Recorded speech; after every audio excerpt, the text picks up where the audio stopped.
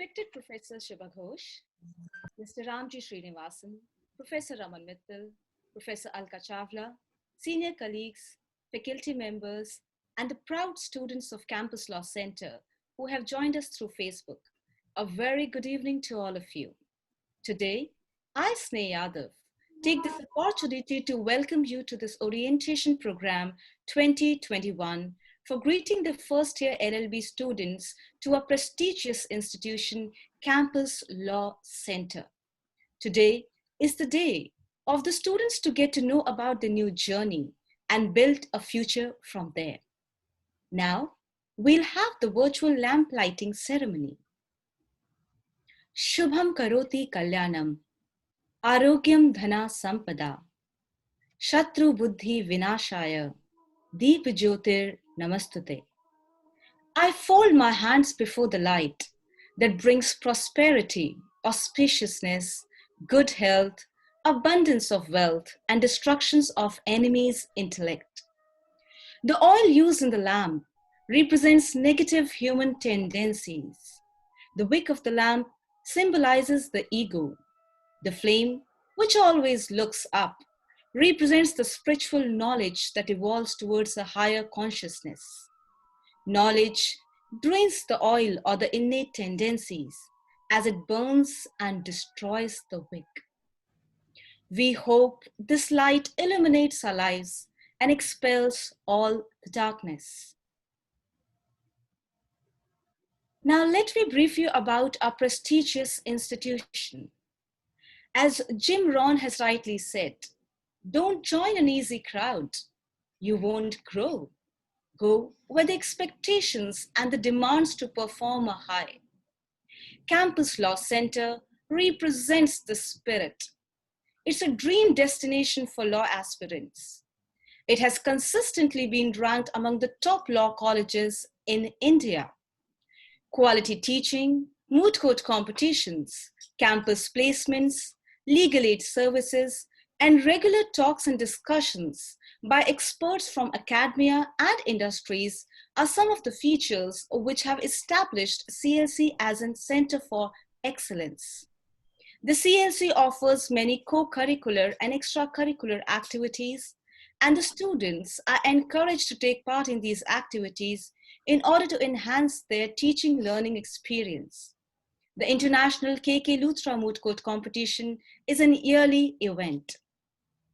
The crowning glory of CLC is its celebrated alumni who have or had been serving the nation as Union Cabinet Ministers, judges of the Supreme Court of India, judges of various high courts, top law officers, top bureaucrats, and great jurists, both at national and international level.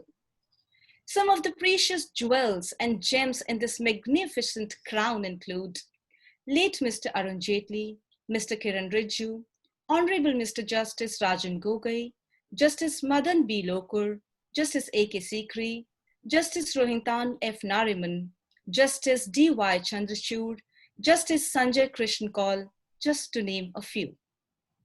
CLC students have been performing remarkably well in all spheres of life.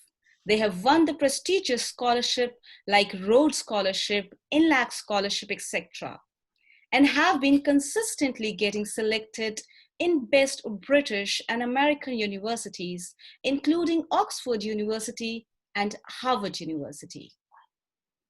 Now let me introduce you to the professor in charge. Professor Raman Mittal is the professor in charge of Campus Law Center, University of Delhi. He holds LLM and PhD from Punjab University, Chandigarh, together with MSS from International Space University, France. His research interest includes intellectual property, contract, and international laws. He has published extensively in national and international journals and has also authored many books. Professor Mittal has visited various national and international legal institutions in the capacity of visiting faculty. The prominent being the Max Planck Institute of Intellectual Property, Munich, and University of Washington, Seattle. Professor Mittal has advised the Ministry of Human Resource Development, Government of India, in treaty negotiations and has been a member of drafting committee that was tasked with drafting the copyright rules of India. Sir, may I request you to kindly deliver the welcome address? Thank you so much, Meiji. Well, respected Professor Shubha Ghosh, Senior Advocate Sri Ramji Srinivasan, my colleagues at Campus Law Center, and very dear students. It is indeed a proud privilege to be able to welcome you all and speak to you all, albeit through this digital medium necessitated because of the ongoing pandemic. Friends, we are indeed glad that two legal luminaries who have made their mark in the field of law are here with us today to share their invaluable experience with you. I'm sure that the words of wisdom that they will say will certainly make your ongoing path vibrant and full of potentialities. Young friends, I would like to welcome you with a small story. There was a king, and realizing that he is growing in age, he wanted to choose his successor. Ordinarily, it is not difficult. The eldest son becomes the successor, as is customary.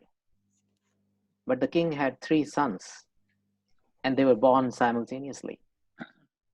Their age was the same, their face was same, their courage was same, and their intelligence was also similar.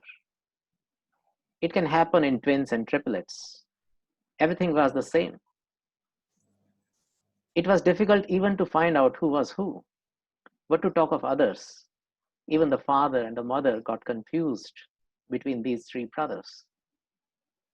But as the king was getting old, someone had to be crowned and given the responsibility before he died. But he could not figure out what to do, how to find out. They were all beautiful, they were all courageous, they were all intelligent. They were like copies of one another. So the matter became very difficult for him to decide. Therefore, he went to a wise man, a wise old man, and asked, "How have I to find my successor?" The old man said, "It is not such a difficult thing. Your three sons all have beautiful palaces, which are separate. You tell them, give them money to each, give some money to each, the same amount, and tell them you have to fill your palace completely with something with this money can buy. Something that is within the capacity of this much money." The money was so little, and that was the limitation, the condition. They thought of many things. The three children thought of many things, bringing roses and filling the whole palaces with flowers. But the money was simply not enough. So the first one went to the municipal corporation of the city, because the cheapest thing he could purchase was the rubbish that the municipal trucks collect. He told them, rather than throwing it away, just dump it into my palace, fill it completely. And for that much money, they were ready. There was no question. They were going to throw it out anyway, outside the city. This will save time, and further, that prince was going to give them money too. But they could not believe. They could not understand what he was going to do. He said, "You don't bother about it. It's a very decisive thing in my life.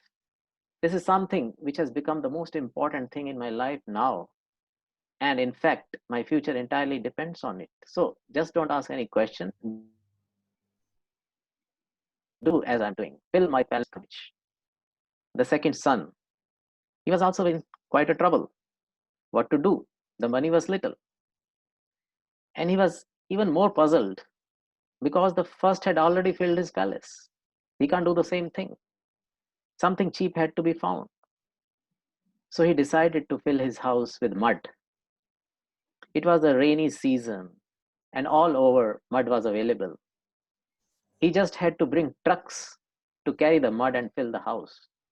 The amount of meager money that was given to him by his father was just enough to do that. They both were happy, and they both were independently looking at the third one. What was he going to do? Because he was not doing anything at all. There was hardly any change in his behavior, nor were any signs of any planning or preparation that he was going to do for this grand test that was fast approaching. Finally, the opportune moment came, and the king came to visit. To begin with, he went to the first house, the first palace. It was stinking. He could not enter it. But the son said, "The house is completely full. Not a single inch has been left empty." The king said, "My dear son, I accept your word. I believe you. And so there is no need to go inside. I will not go in, but I believe you." Well, the second could just go in the second house. He could barely go in. But what did he see? A marble palace filled with mud. Mud was all around as well and was all encompassing. The second son also claimed to have fulfilled the condition.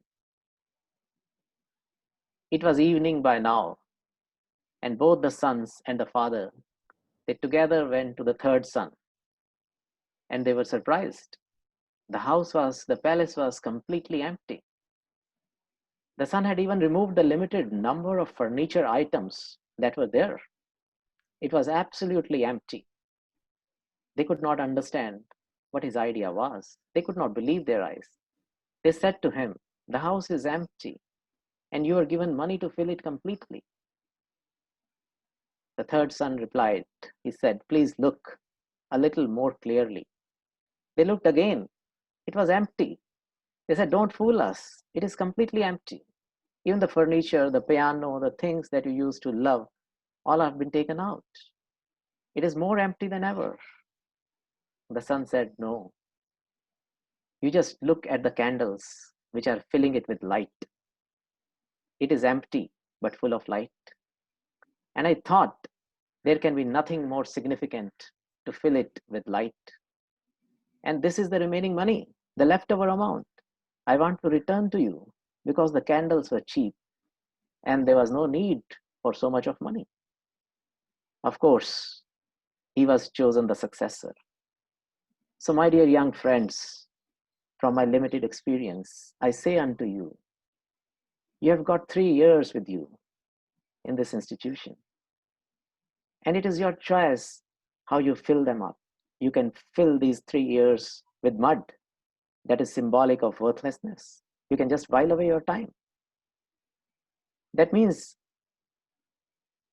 you can just spend these 3 years without doing much. There is a second possibility too. You can fill these 3 years with those things which are detrimental to your health and well-being. And I need not name them here. They are available in plenty, though. And the third possibility is also there, to fill these 3 years with light, the light of knowledge. Different possibilities are there, but the choice is yours. This choice is also a challenge to you. And the digital lamp that we have just lit is representative of this quest of lighting a lamp within all of us, the lamp of knowledge. I once again welcome all of you to this online gathering to mark the beginning of your new journey. Thank you so much. Thank you so much, sir, for welcoming our guest and student with such an enlightening story. It gives me great pleasure to introduce Mr. Ramji Srinivasan, Senior Advocate, Supreme Court of India, as our guest of honor. Mr. Srinivasan is a leading litigation counsel with unparalleled experience in commercial and regulatory laws in India. Over the last more than 30 years, his practice has essentially involved company law besides telecom, energy, aviation, insolvency, and competition laws. He has successfully appeared in famous spectrum cases in telecom, the gas pipeline tariff cases, the electricity parallel network battle in Mumbai, for all the airlines in the airport economic regulations, and in the steel and cement cartel cases in Competition Commission and Compat. He had also appeared for Google, Microsoft, and Intel, besides several others in antitrust inquiries by the Commission. Mr. Srinivasan is the president of the Competition Law Bar Association and was recently awarded the Competition Lawyer of the Year. He has been nominated as India's representative to the International Competition Network by Competition Commission of India.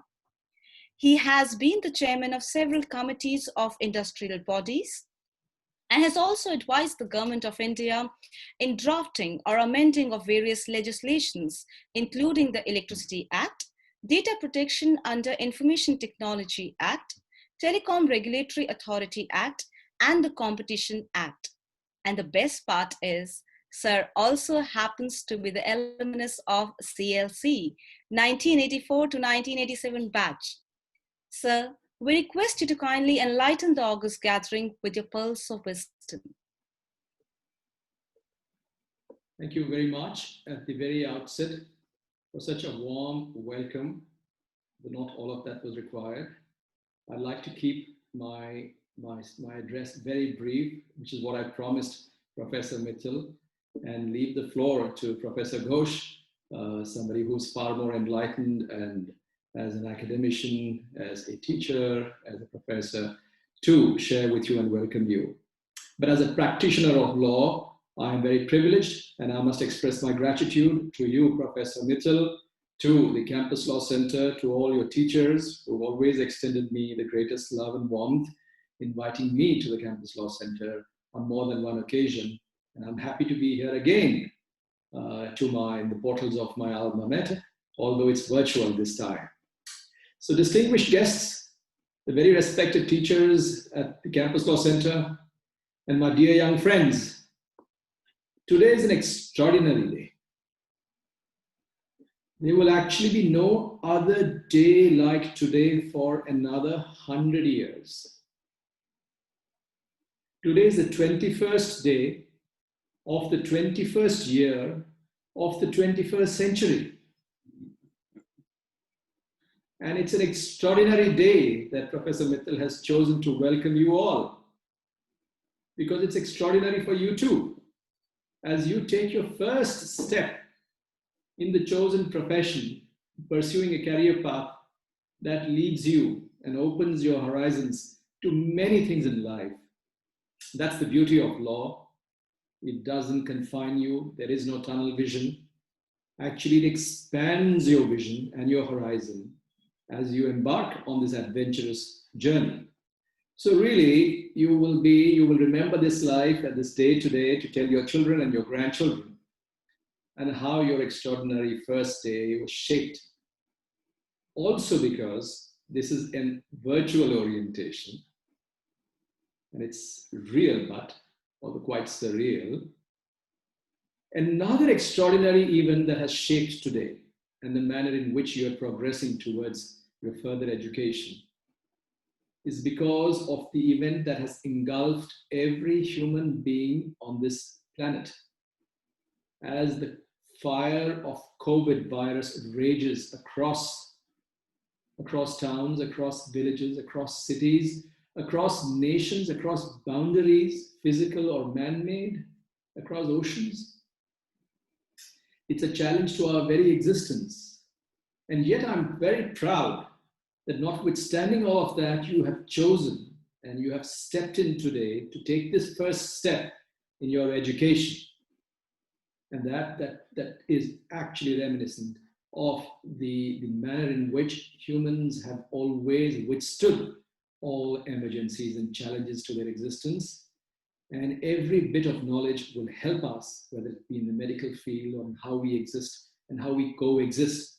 And law is all about how we coexist, the relationship between human and human, human institution and human institution. And now, of course, the frontiers of law have expanded to define our relationships between humans and the very nature.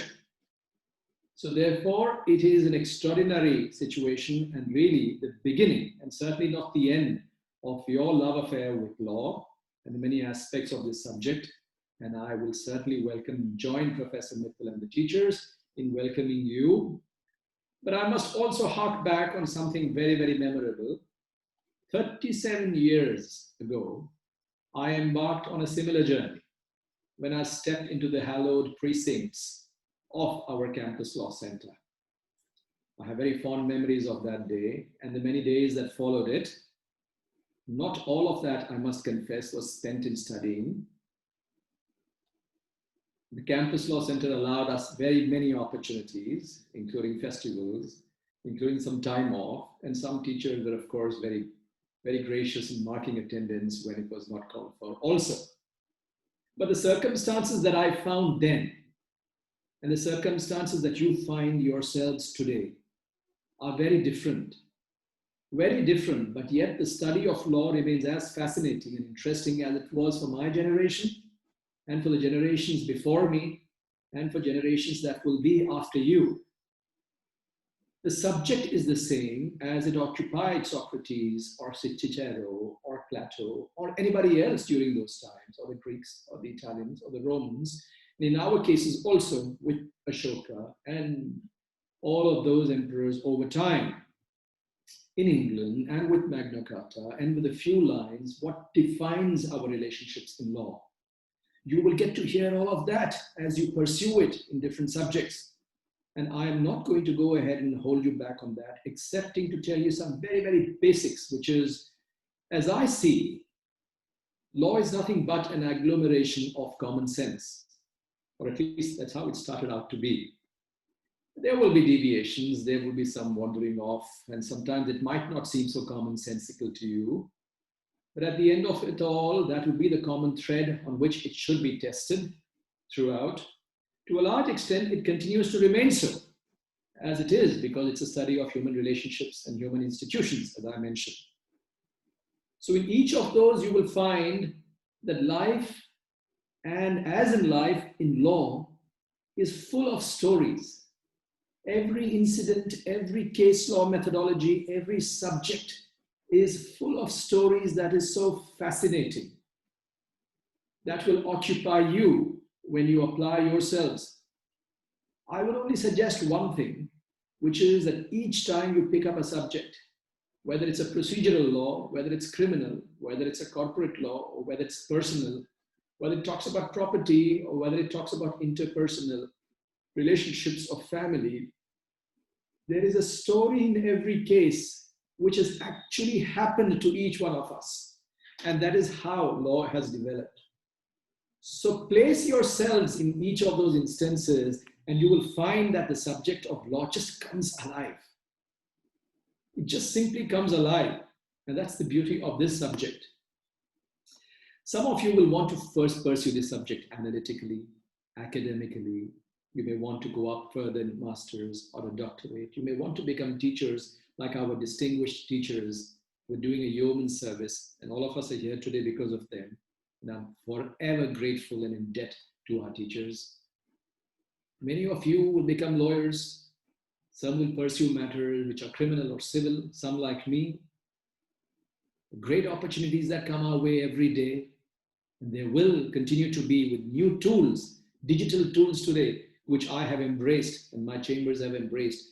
And a whole bunch of lawyers and courts today have embraced, and they never thought it was possible. Very difficult for judges to have actually picked up a digital file. And yet they do today. And that's going to define the manner in which lawyering and advocacy also happens. But many of you, I dare say, will become judges, extraordinary judges of the district court, the high court, the Supreme Court. Why? Even the International Court of Justice. Two of our brightest Indians have adorned the International Court of Justice, Justice Nagendra Singh, now Justice Dalveer Bhandari. So therefore, they will, and towards in this adventure, your teachers at the Campus Law Center will continue to remain and under their tutelage to guide you to be your mentors and your philosophers. They will introduce you to this magical world of law, of these relationships, of these institutions, while at the same time reminding you of the need for private laws versus international institutional laws, the need for us to respect our personal identity, and most important, to remind each one of us that each one of us was born on this planet free and should remain so. And therefore, to what extent does law regulate us? I thought really after 12 years of schooling and 3 years of undergrad and 3 more years of law, I was done with studying.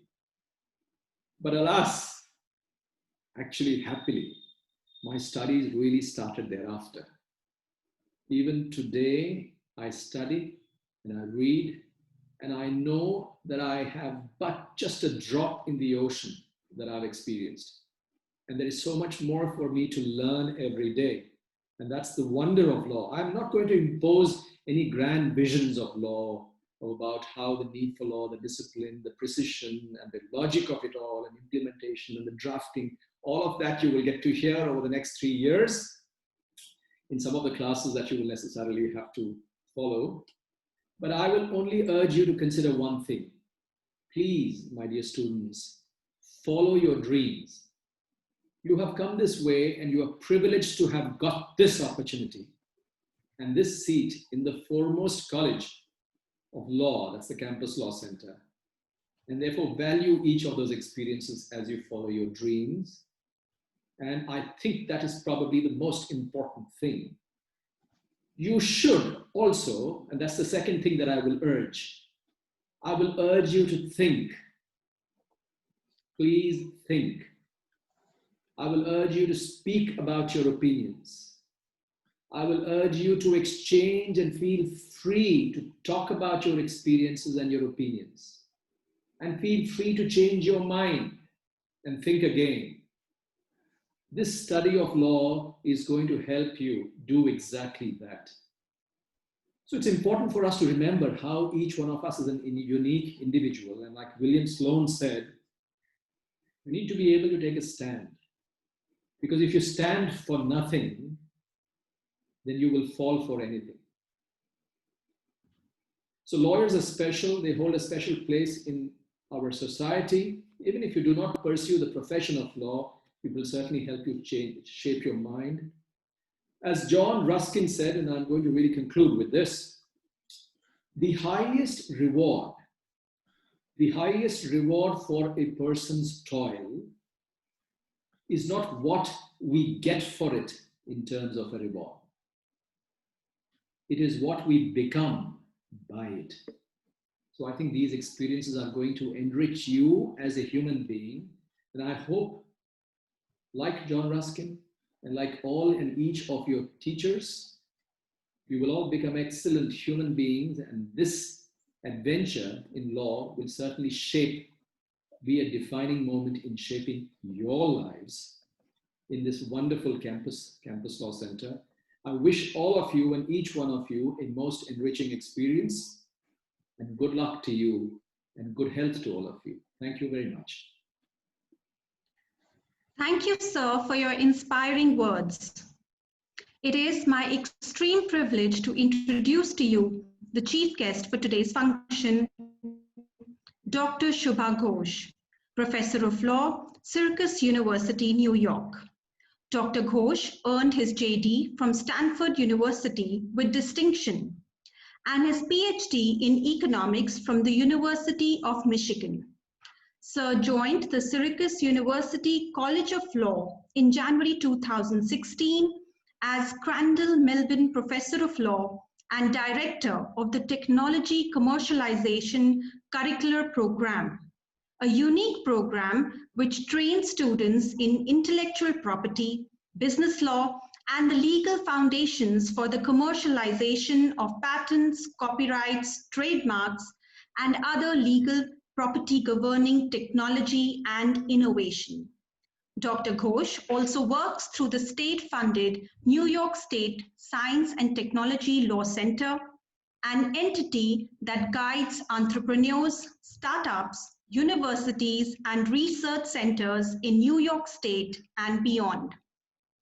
A member of the California Federal Circuit Bar and US Supreme Court bars, Dr. Ghosh was elected to the American Law Institute in 2012 and is currently a member of the advisory board on the restatement of copyright.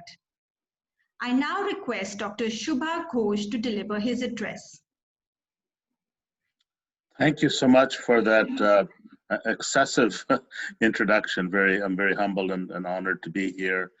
I want to thank Professor Mittal, Dr. Singh, and my colleagues at the University of Delhi for this wonderful invitation. It's quite an honor to be able to share this auspicious day with you, and I very much appreciate that honor. I'll speak briefly, or at least as briefly as I'm able to be, but as briefly as somebody who is at the end of the program should speak, about the topic that I've titled Lawyer as Technician, Lawyer as Humanist. And I think many of the things I will speak on will echo and emphasize and repeat the comments of Chief Advocate Srinivasan, who I'm very honored to share this virtual dais with you. So thank you again. I congratulate you on this auspicious day. I had not thought about the coincidences of all the 21sts, and so that is that's quite good. I guess 21 times 3 is 63. So that must add some other degree of auspiciousness to the numbers that are involved with today. It is an auspicious occasion. This marks the start of your career, the start of your entry into this professional path. For many, it may also be the start of your independence, although the independence of being in a physical campus is quite a bit different from the virtual boundaries that we have to deal with today. And so even if you are maybe still studying from home or connecting to the campus from your home environment, there is still a mark of independence that's associated with it. And of course, as we transition back to face-to-face interaction, face-to-face teaching, you will appreciate that independence even more. I think this is something that when people start any college experience, any university experience, there is that thrill, exhilaration of freedom, the freedom of possibilities, the freedom of choice, the freedom to pursue whatever your dreams might be. But of course, with that freedom comes responsibility. And this is one of the things I'd like to talk to you about, that I think that Chief Advocate Srinivasan spoke of very, very eloquently. But I'd like to talk a little bit about the notion of what this responsibility is. As I speak to colleagues, especially colleagues in the United States, for some, the responsibility of the attorney is to be a good technician. It's about to advise one's client through rules and forms. We hear sometimes about the rule of law, and we often also hear that the rule of law is the law of rules. And the purpose of the attorney, the purpose of the lawyer, is to ascertain those rules, to communicate them to clients, to ensure they get enforced, and to even in a certain extent bend the rules or to play with the rules, to see how they may deal with new situations, new policies, such as we're seeing now a bit with some of the issues that are coming up with this pandemic. But is this what the true meaning of thinking like a lawyer is? You hear this phrase also, thinking like a lawyer. This is what you come here to do for 3 years. This is what you'll do in your profession. You see maybe many movies about law schools and lawyering in the United States and in other countries, and you hear this phrase, thinking like a lawyer. And often that can be translated into thinking like some sort of legal technician in terms of being able to go through the rules. But you should ask, what does this exactly mean, thinking like a lawyer? Were you not thinking before becoming a law student? I think that's very unlikely. You must have shown a great deal of thought to be able to reach the auspicious heights of the law center. Does this mean that non-lawyers do not think? That obviously cannot be true either, as you'll see, as you deal with clients, as you talk with colleagues in other disciplines. They are often confronted with many of the same questions that we as lawyers, we as attorneys must deal with. Questions about life and death, questions about planning, questions about regulation, but they often approach it in quite different ways. So obviously, that does involve thinking, and maybe thinking in ways that are not lawyer-like, very different than what the type of thinking you learn in law school. There's also this dilemma that maybe thinking like a lawyer means that you do not think like other people, that somehow you are out of step with the rest of society. That can have a blessing, that can also be a curse. The blessing is sometimes as a lawyer, we may think ahead of society. We may recognize that society has to change, that the rules have to change, that they need to come closer to the notions of justice, the notions of expanding the set of freedoms that we all enjoy and we should enjoy. And therefore, thinking like a lawyer, being out of step, can be a good thing. There are other times when thinking like a lawyer, to echo the words of Mr. Srinivasan, may seem counter to common sense. And we may come out of touch with the common sense that we all share as humans. And so we need to be very careful of what it means to be thinking like a lawyer, to be appreciative of other modes of thinking, and so forth. We sometimes see the example of excessive lawyering, the increased faith in lawyers. I give the example of the United States very recently in the last few months. As we know, we're going through a very unnecessarily troubled election. Under the situation of the pandemic, the election was handled quite professionally, quite well in terms of using mail-in ballots. But nonetheless, people felt that they could use the power of thinking like a lawyer to challenge the election, to come up with many arguments that many people, at least 40 judges, found a little bit specious, to say the least. We sometimes hear about frivolous lawsuits, the pursuit of litigation. And there's always the question of, what does this mean for a lawsuit to be frivolous? We often, as lawyers, move too quickly towards litigation without thinking about other ways to resolve disputes and to resolve conflicts. And that often involves sometimes thinking in other ways, thinking like a business person, thinking like a social worker, thinking often like some sort of counselor, and not just simply using the tools as a technician that we may have assimilated in our legal education. So the attorney, I want to say at this point in my talk, is a technician. I'm not denying that you need to learn the rules, because of course, this is one thing that you will have in your knowledge, just like an engineer needs to learn certain rules, just like a doctor needs to learn certain rules. But like all of these other professionals, the lawyer is also a humanist. We need to keep in touch with the fact that law as a discipline has a humanistic aspect. We can go back and trace the various disciplines that have constituted the humanities, but many of the things that you do as a lawyer, reading, analysis, philosophizing, economics, social science, all of these things fit into the various ways of thinking as a humanist. Mr. Srinivasan talked about stories, and much of what we do in law is storytelling. And so we're engaged in that aspect of humanism as well. And when I say storytelling, I'm not talking about, as we say, fake news or playing with the facts. I mean storytelling in terms of creating very compelling, very truthful narratives about what it means to be human and what it means to create a society. And I quote here now from Rabindranath Tagore, a very interesting line, which I think is very appropriate. And that poet, that philosopher, that humanist said, "A mind all logic is like a knife all blade. It makes the hand bleed that uses it."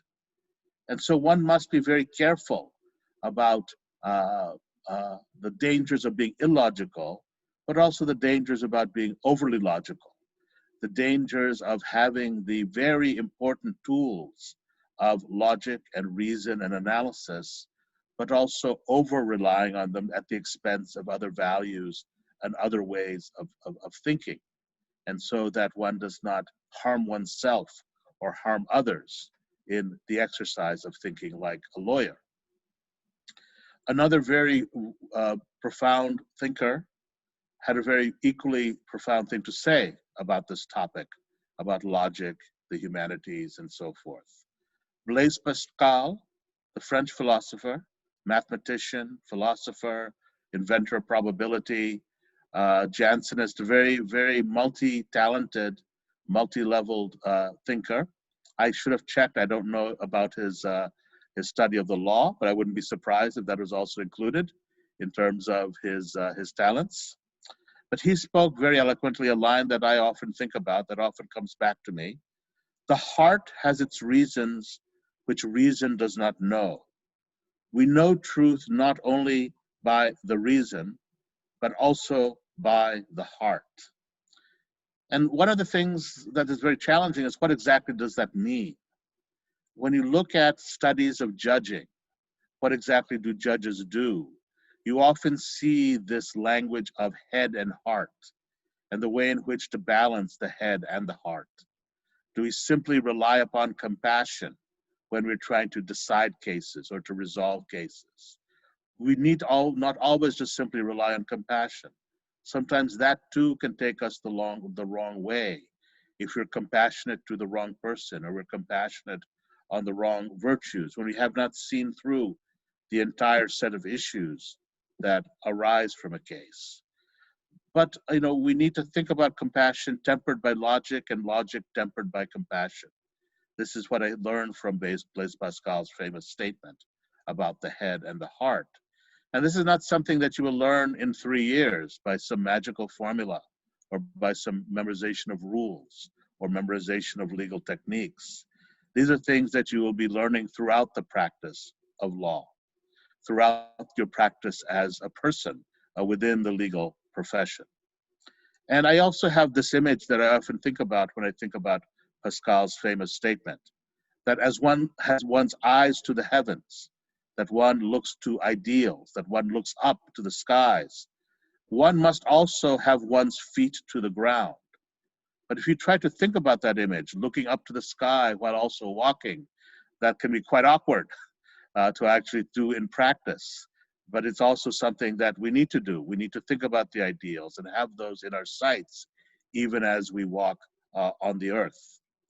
And so to look at what I'm trying to say here in more concrete terms, we can only move forward by experiencing the world while thinking about it. That is the challenge of the law. It is not a natural science. We don't have experiments in the law. You will talk about the case method, and the case method as it was developed in the United States by one of the deans of Harvard Law School, Dean Langdell. He talked about the classroom being a laboratory, but it's not the laboratory in the same way that you have in chemistry or in physics or in biology. It's the laboratory of experience. It's not a controlled experiment, to use that technical term. It's an experiment that's very tied to experience, the kind of learning that you have from going through very difficult situations and trying to think clearly and compassionately and idealistically as well about that experience. But even though we don't think about law as a science in that sense, it is not anarchic either. It is not chaotic. We can often experience things just chaotically, going from one thing to another, from one experience to another, from one restaurant to another, from one party to another, from one movie to another. It's not that type of anarchic experience. Law, as you'll see, is about order, but it is an order that rests on freedom. The freedom to think, the freedom to practice, the freedom to act. But it is freedom exercised in harmony with others, your teachers, your classmates, your family, your friends here and throughout the globe. You will learn about the Socratic method. For Socrates, the famous quote is that the unexamined life is not worth living. But it's equally the case that the unlived life is not worth examining. that if you do not relish the experience of the classroom, the experience that you have with the different types of practical, the clinics, the moot courts, your work experience that you'll gain while in law school and beyond, your experience just talking with family members, with friends, about their experiences in the law or their own understanding of what the law is. Those types of experiences are very important to what you will gain in your knowledge or understanding of the law. And to have a life that you can examine, you need to have a life that is full of experiences, full of those joys, full of that heartbreak, full of those struggles that make life meaningful and give it something that is worthwhile examining and thinking about and sharing with others. So learn the logic of the law. I'm not saying not to do that. This is not an excuse. You cannot say, oh, I did not learn these rules, Professor Mittal, because you had the Professor Ghosh at orientation saying we should be compassionate and just experience. That is not what I'm saying. Learn the logic of the law. Learn to think like a lawyer. But do not forget to experience like a human with heart and head. Grasp the knife of logic by its handle, cautiously, and cut delicately through the threads that blind you and that bind you. Live the life of a person within the clothes of the lawyer. This is the ultimate success I wish for each of you throughout the wonderful experiences that await you. So thank you for this invitation, and it's been quite an honor to share these thoughts with you. And I wish everybody the best of luck through the pandemic, through a wonderful 2021, and for your 3 years of legal study and beyond.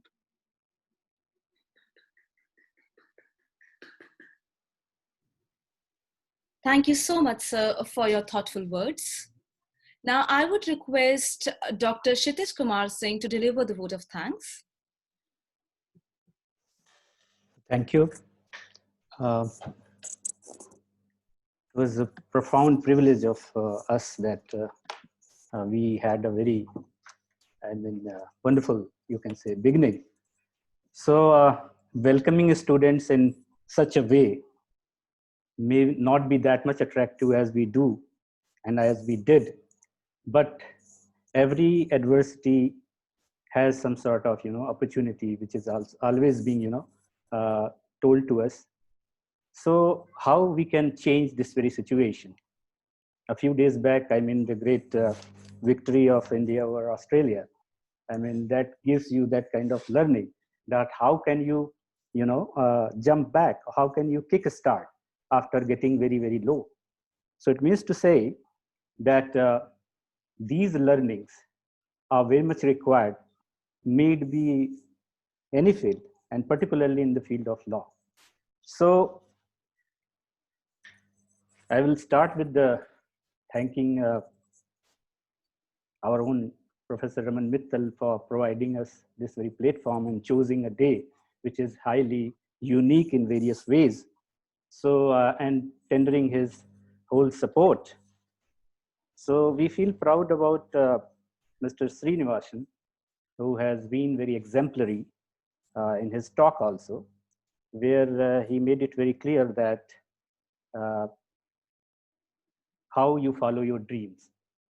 So whenever we talk about law or law career, we should not be mechanized in creating some lawyers only. We have to enable them to think and to progress and to, flourish whatever dreams they have. So that mechanization is not that much catchy. So you have very well said, Mr. Srinivasan, that it is an agglomeration of common sense, and it must be, followed by a very conducive environment where every student must open up and share his experience with other students and share what he can, provide to others and what he can learn from others.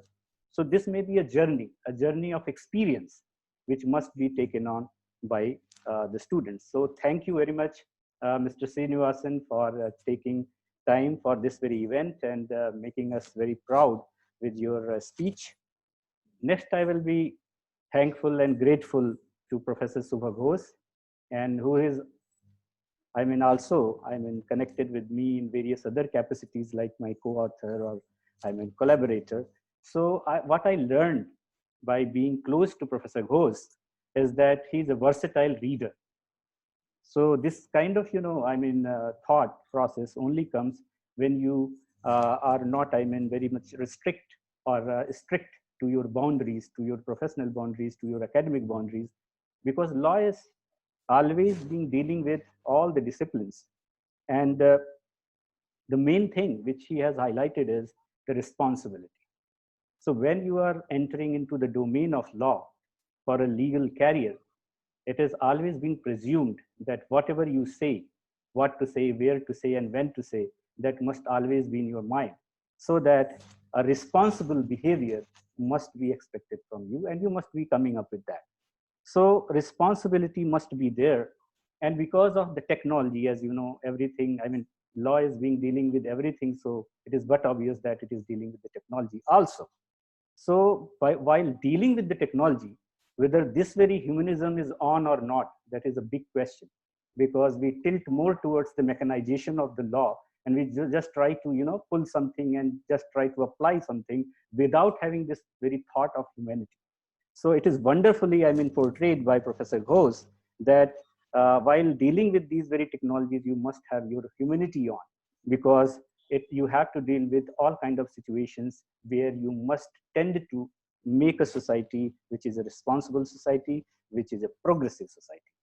So yesterday I was just, watching that very, I mean, oath speech. I mean, oath of Biden, President Biden. And we have just, cached one sentence which I must, reproduce here, that he made it clear that we are not here to, uh, you know, give examples of power, but we must highlight the power of examples. So it means to say whatever example is being there, that must be meaningful, that must be powerful in a sense which must ensure the progress of society. So in that way, I mean, these words are words of wisdom for all the newcomers who are entering in the domain of law. So you must promise that you must have that kind of, virtue with you. So Professor Ghosh, with the, I mean, a very heartfelt gratitude, I must, admire your speech, and I will be very thankful, and we will be inviting you again to grace another occasion too. Next, I'm thankful to our comparers, our colleagues, Ms. Sneha Yadav, Ms. Rubina, and my other faculty colleagues, and especially a student named Arun Kirti, who has been very, very much, I mean, you can say a driving force in other capacities like logistics and all that to support this very program. So I must congratulate all the newcomers in this very session. So thank you so much.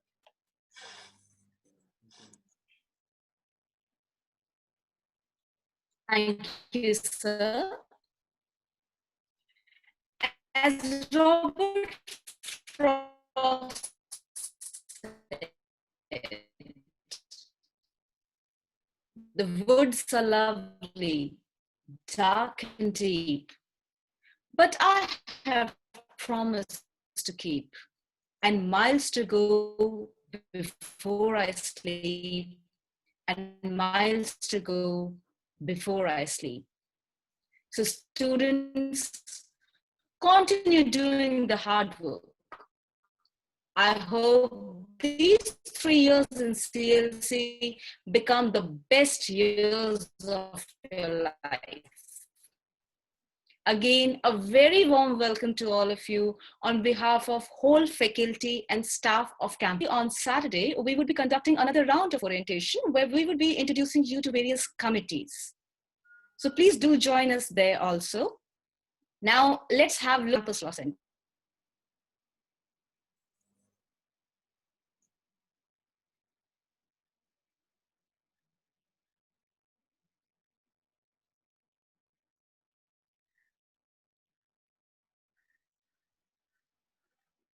So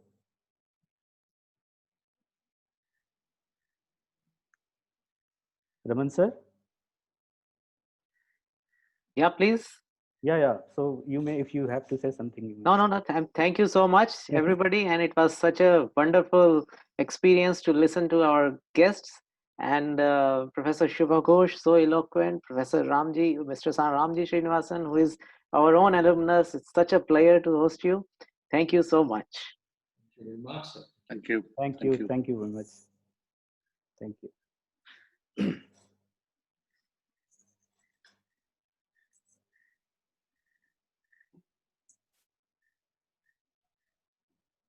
I think we are going to end with this a few photographs of Campus Law Center.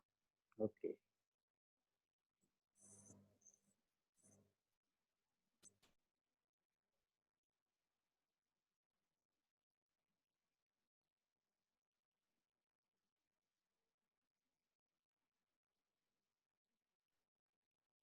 Brings back happy memories. Yeah.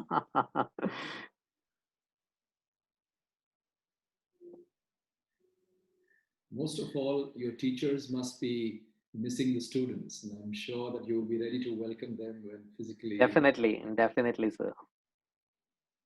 It's been about almost a year. That's right. Since we suspended the classes Challenge. on the campus. That is true. It doesn't seem to me 37 years have gone by and still remains the same. And the bust of Gandhiji there. Yeah. Elections where we had conspired and planned, and all our election programs and our Witness 86. So that is what I had organized as cultural secretary. Okay. The festival. After a long gap, Witness 86 was launched and we made it a success. Wonderful. And I hope that is still continuing our festival. Yeah, it continues, no elections and all. Except this year, every year it's a huge thing in Delhi University.